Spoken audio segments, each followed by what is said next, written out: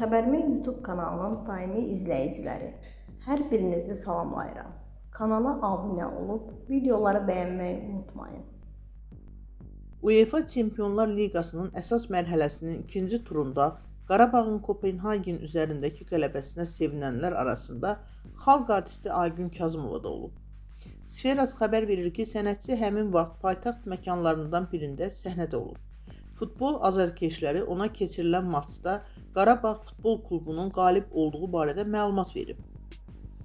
İfaçı bu pozitiv xəbərə xeyli sevinib. Xatırladaq ki, Tofiq Bəhramov adına Respublika stadionundakı qarşılaşma Azərbaycan təmsilçisinin qələbəsi ilə yekunlaşıb.